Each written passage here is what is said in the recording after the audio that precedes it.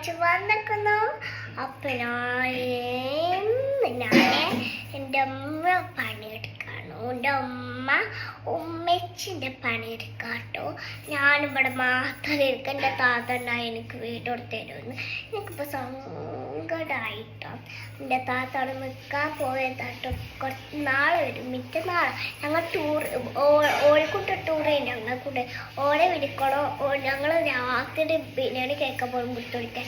അപ്പം ഞാൻ വീഡിയോ എടുക്കണോ, ഞങ്ങൾക്ക് വീഡിയോ എടുക്കണം. രാത്രി വീഡിയോ എടുക്കാൻ വെളിച്ചുണ്ടാവില്ല. അതൊക്കെ നിങ്ങൾ കണ്ടോളി, വെളിച്ചുണ്ടാവില്ല.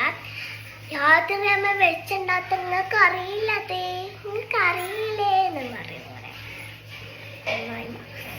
അങ്ങനെയൊക്കെ എന്നിട്ട് വിളിച്ചു കാണില്ല. എൻ്റെ അമ്മ പറഞ്ഞൊരു കേൾക്കില്ല.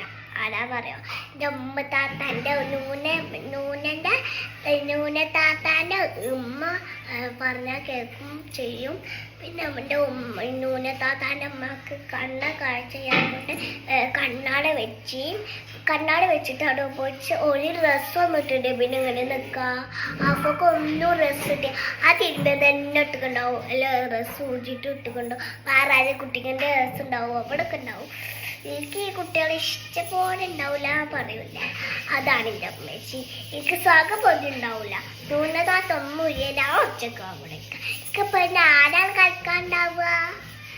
അപ്പൊ വന്നിട്ട് കളിക്കാന്ന് ഓള് പറയണ്ട. ഈസ ഓളപ്പോത്തി വരുവാതാ കൈ കുത്തിയിട്ടുണ്ട്. അപ്പൊ ആരാ അവിടെ ഉണ്ടാവുക? ഞാൻ മാത്രമേ ഉണ്ടാവുള്ളൂ. പിന്നെ ആരവിടെ ഉണ്ടാവുക? അതെ വിട്ടത് എന്തിനേന്ന് ഉമ്മ വിട്ടത് ഞാൻ മാത്രം ഇവിടെ നിൽക്കാം. പിന്നെ അതാണ് ഇവിടെ നിൽക്കാനേ. ഓ നീളം അറിയാനായ പിന്നെ എന്താ എൻ്റെ താത്ത നീളം ഉണ്ടാവണേ ചോദിച്ചിട്ട് കിട്ടൂല. അങ്ങനെയൊക്കെ ഇനി പറഞ്ഞ് എന്ത് കിട്ടാനാ തലയുള്ളിന്ന്?